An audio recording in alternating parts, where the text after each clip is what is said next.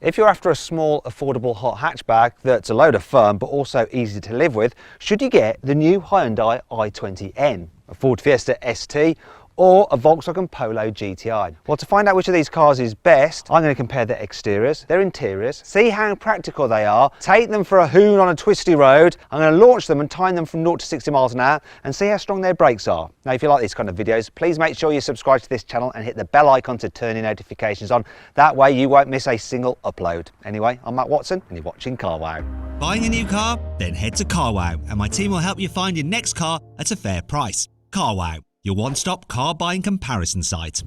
Let's start this video by comparing these cars' engines. Now I'm going to kick off with the Polo. It has a 2-litre 4-cylinder turbocharged petrol engine, 200 horsepower and 320 newton meters of torque. Let's have a listen to it. Go on, start the Polo. Give it some revs.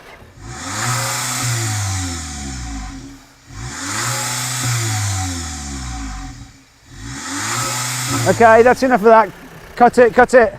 Right, let's move on to the Fiesta. 1.5 litre 3-cylinder turbo. That puts out 200 horsepower and 290 newton meters of torque. So let's hear the Fiesta.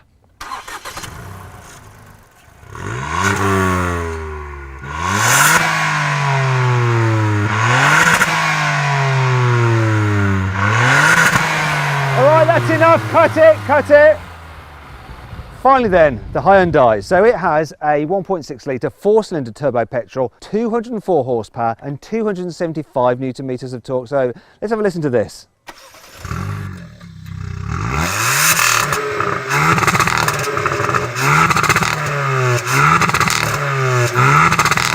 Well, that's enough of that. Now, which did you think sounded the best? So check out the pinned comment. We've put 3 choices, obviously each car. Vote which one you think sounded the best.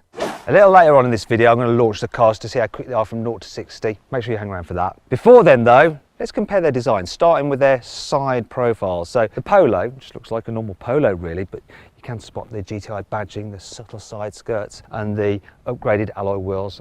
And this one's on the optional 18s. Starts with 17s as standard. Moving to the Fiesta, so this is the only car here you can get as a 3-door, all the others are just 5 doors only. And the 3-door body does look more sporty, but if you need extra practicality, just get the 5-door model. This is the Edition model, so it's the range-topping version. It has upgraded suspension. It's even lower to the ground than the standard Fiesta ST, which is lower than a normal Fiesta. And it does have, you know, side skirts and these upgraded wheels as well, 18 inches, really nice. I like those wheels. Coming finally though to the i20, and this is the one that really stands out for me because it's just really in your face, quite obviously a hot hatchback. Look at the size of these side skirts with the red piping, also like the 2-tone paint scheme, and I love Hyundai's blue paint. This one looks the best from the side, if you ask me. Here at the back, it's a similar story. The Polo and the Fiesta have the necessary hot hatch accoutrements. They've got roof spoilers, they've got twin exhaust pipes, they've got deeper rear bumpers. All good. But then you come to the Hyundai and it's just like really in your face. It hasn't got a roof spoiler, it's got an actual wing. It's got this huge fake diffuser, there's flashes of red. The biggest exhaust pipe I've ever seen on any small hot hatch. It's not shy, is it? Overall then, in terms of their looks, I think the Polo is sporty, yet sophisticated. The Fiesta is fun and friendly, and the Hyundai is sort of going, hey, look at me, I'm new, look at me, look at me, I'm new. Yeah, it's a bit showy, isn't it? Now let's compare these cars' brakes, starting with the Fiesta. So it has 2 7/8mm discs at the front, 2.52 at the back. And it's actually the smallest brakes out of these 3 cars. But let's see what the performance is like. Okay, we can have a brake test now from 60 miles an hour. See how quickly this can stop. Here comes the braking zone. Let's do it, let's do it, let's do it, let's do it. What did it do? 34 meters. It's all right. Moving on to the Polo. So it has 310mm discs at the front and 272mm discs at the rear. So the rear brakes on this are almost the same size as the front brakes on the Fiesta. Let's test them out. When I reach the line, full emergency stop. Here we go, let's brake now. Those brakes feel really strong. What we got, what we got, what we got? Ooh, 32 meters to stop from 60. Last up, the Hyundai. It has 320mm discs up front and 262mm at the back. Let's do it. Brake test. Oh, it moves around under braking, this thing. But what did we do? Oh, wow, 31 meters. The brakes are super strong in this, very impressive. Now let's move on to the car's interiors, starting with this Fiesta ST. So the seating position is brilliant. And these seats, which you get on the ST3 and this range topping edition, are absolutely epic. I love them. They're comfy and very supportive. Things I don't like so much, interior quality is a bit sketchy in places. I mean, look at that, it's a bit flimsy, isn't it? Also, the steering wheel's a little bit on the large side, and I don't like the feel of the leather on it much either. The overall cabin is starting to feel its age now because this car's getting on a bit. For instance, you only have like partially digital dials. Then there's the price. So it seems quite cheap. Entry-level price for the Fiesta ST is £22,000. Big thumbs up. However, if you want some decent kit, these nice seats and that limited slip diff, you're going to have to step up to pay 25 grand for the ST3 model. And this edition, with all the bells and whistles, £27,000. Quite a lot, isn't it, for a Ford Fiesta? Moving on to the Hyundai, and it just feels a little bit more modern than the Ford, mainly because you've got bigger screens and full digital dials. Now, the thing I really like about this car, and it's the way you can configure lots of the different settings, such as your steering, your exhaust sound, your rev matching, your stability control, between 3 different settings. It's nuts, and then you can access them quickly by these buttons on the steering wheel. Reminds me of my BMW M3 with their M mode buttons. That's really cool. In fact, when you put it into N mode, the dials change and you have fire going round the rev counter. it's quite nice, I like that. I also like the seats, they're lovely. They're not quite as lovely as those in that Fiesta, but they're very supportive, comfy, and the driving position, as with the Fiesta, is good. But also like the Fiesta, bits do feel cheap. A little bit on the cheap side down there. In terms of the pricing, this car is ever so slightly more expensive like for like than the Fiesta, but it's fully loaded. You don't have to mess around with different levels or options or anything like that. You get everything like heated seats and all that kind of stuff as standard. Simple. Finally then, we come to the Polo, and it is the nicest car on the inside. Just the design of it is just cooler. It also feels the most expensive in terms of the material quality. I love the look of these tartan seats, that they don't feel quite as comfy as those in the other 2 cars, and they don't hold you in quite as good a position when you're going quickly. But the seating position is fine. Love the steering wheel. It's the nicest steering wheel. Has the most expensive feeling leather, and that's important. And I like the design of it as well. Let's do a quick center console test. Wobbles a little bit, but not as much as in the other cars. Solid. Now, the starting price of the Polo is £24,500, but you need the Plus version to get the larger screen and the digital dials, and you want those because they look really nice. If you want to match the spec for the Hyundai, you're going to have to spend some on options for things like reversing cameras, and you're getting on for £27,000, so it seems more expensive, though of course you have got an automatic gearbox as standard. Each of these hot hatches has load stiffened suspension over the cars on which they're based. Interestingly, what's that noise? It's like there's some creature being murdered in the background. Anyway, please ignore that. So, the Polo has adaptive dampers as standard. It also gets a 6-speed automatic gearbox. You can't get it with a manual. These are the 2 cars, manual only. Now, one thing that's a bit annoying about the Polo, you can't get it with a limited slip differential like you can the Fiesta. It doesn't come as standard, but you have to pay extra for the performance pack, then you get it. However, this edition version does get the limited slip diff as standard. It also gets uprated coilover suspension as well. Finally, the Hyundai, it just gets everything as standard. Uprated suspension, you get limited slip diff. It also has been stiffened in 12 places throughout its body to make it more agile and responsive than the standard i20. It's got stiffer steering knuckles and a stiffened rear torsion beam as well. Anyway, let's drive them. I'm going to start off with the Fiesta. I think it's finally died. Maybe not. Let's see what this little Fiesta ST is like to drive. The first thing you notice is the steering. This car turns in really quickly. You just turn the wheel a bit and it's like darting into a corner, and it can feel a little bit kind of skittish at times. Once you're used to that though, it does make the car just feel alert and agile. And this is an agile car. You can really feel what's going on beneath you, and it responds to exactly what you do. So if you barrel into a corner and accelerate and then you like lift off, the rear axles start to come loose and the car will rotate on you, and you really feel like you're at the center of the car, so it actually rotates around your body, which is such a lovely feeling. The gear shift is pretty good. The brakes, they can feel just a little bit over assisted, so when you first touch them, the car's braking a little bit harder than you like, but after that there's plenty of feel to the brake pedal. I have noticed though that when I've driven this car on track before, it runs out of brakes, they overheat quite soon, which is a bit annoying. The suspension could be annoying if you're doing long commutes in this, because it is quite firm, and over bumps it does bobble you about a bit. But actually it's fine for a hot hatch, and it makes this car feel like it's got some get up and go. This 3-cylinder engine is good.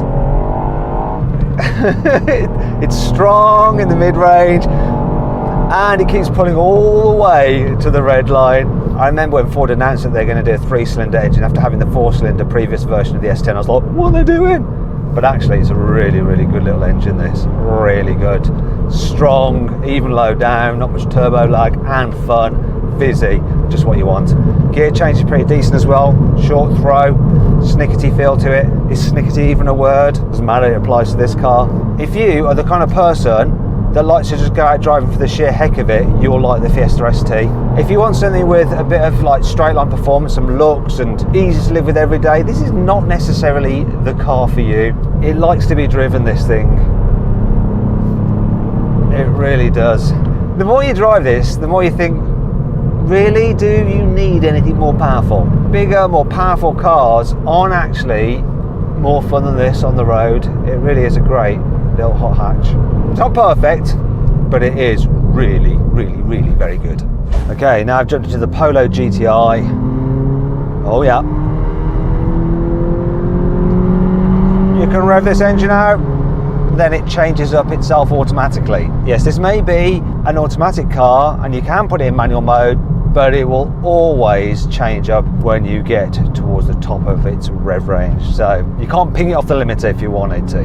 But I guess that's not what the Polo GTI is about. It's about getting you from A to B in a comfy, nice specified car that looks good, looks expensive, but can hoon if you want it to. So let's try it for the hoonage. And do you know what? It's nicely done, this thing. It really is. You chuck it into a corner and it goes round, it grips nicely, and it's just confidence inspiring, it's easy. It doesn't have the drama of that Fiesta ST. You don't feel quite as like tuned into the car, but for just getting you across ground quickly and effortlessly, this thing does all that you need it to, and it's blooming fast. You look down, you go, oh my god, it is fast, this thing. And the steering, it's not got loads of feel, but it's precise. I prefer it to the Fiestas in some ways because it feels more natural. It's not as darty, but it's just easier to get along with, I think, for most people. And when you're just driving along normally, it's less flighty. The brakes are also a little bit more progressive than on the Fiestas, so it's easier to judge your braking, I think. The strong brakes these are. The thing about it is that I can whack it into normal mode, and the adaptive dampers, which are standard, slacken off, and then it's just quite chilled. Then you can enjoy the benefit of the automatic gearbox. When you're pootling around town or on the motorway, it's just easier to live with. It just changes gears for you.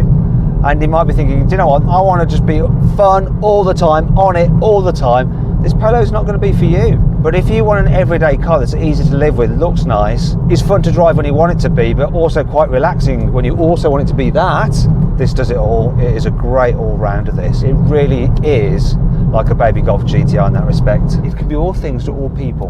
Well, almost all things to all people. Okay, let's see what this i20N is like to drive. Now, the first thing you notice is the suspension is pretty firm. It's firmer than the Fiestas, though it's not terrible. You do get jiggled about a bit, but as you go quicker it smooths out, and it's not awful. It feels quite sophisticated, really. If you're the kind of person that wants to do track days and you want a small hot hatch, this is the car you want, without a shadow of a doubt. It just feels so hooked up. It's really quick, it's really good fun. Brakes are great, they feel really strong, nice feel to them as well. I'm really impressed with what Hyundai's done with this car.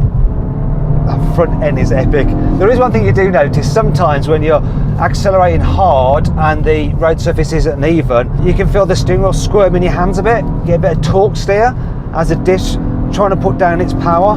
This is epic, this car. It really is. One thing that's not great is perhaps the engine. It's good, but it's not brilliant. So it doesn't really pull as hard as the Fiestas to the red line. So after about 5.5, it's just making a bit of a noise and running out of puff. Another thing is it does this weird blip when you upshift. Blipping on the downshift is fine, but watch this. Accelerating in third, changing up now. I lift off the throttle and it's like some ghost pressed the throttle and blipped it. So I don't know what that's all about. Great car, great chassis, great brakes, decent engine, but not brilliant. I think I prefer the Fiesta's engine, but everything else about this I like. Look, he did it again. What's that all about? In a moment, I'm going to launch these cars to compare their 0 to 60 times. But before I do, let's talk about practicality. So this Hyundai is the only car with an adjustable boot floor. which is quite useful. Also, it has the biggest boot. The capacity is 352 litres. That of the Polo, it's not far behind, 351 litres, but the Fiesta has the smallest boot at 292 litres. It's also the smallest in the back seats. I tested all these cars, roominess, in the rear with our tallest member of staff. He measures over 6 foot 2 inches tall. Found the back of the Fiesta really cramped. Now, I know it's a 3-door version, but the 5-door isn't really any better. It's no longer, it just has a bit more rear headroom. Next up was this Hyundai, actually quite spacious in the back, but not quite as spacious or as comfortable as the Polo. Anyway, that's enough of that. Let's launch the cars. Right, now I'm going to launch the Polo. It's supposed to do 0 to 60 in 6.5 seconds. Got an automatic gearbox, launch control. Let's do it. It's spinning up its wheels a bit. Come on, hook. Lots of wheel spin. But does the business. Despite spinning up its wheels, still does 0 to 60 in 6.15 seconds. That's quick. This Fiesta is supposed to do 0 to 60 in 6.5 seconds, but what does the specialist timing gear say? Let's find out. Holds the revs and I can just go. Oh, a bit of a skippy skip on the gear change. What we got? 7.16, that's rubbish. You did better than that. Right, here we go again. Let's see if I can get a better time. Got the ESC now in sport. I'll hold on the handbrake and do it.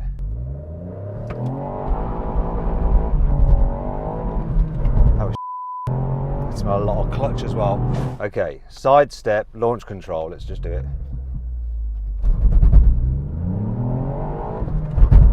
That was the best one yet. Oh yeah, 6.45, woohoo! The launch control works.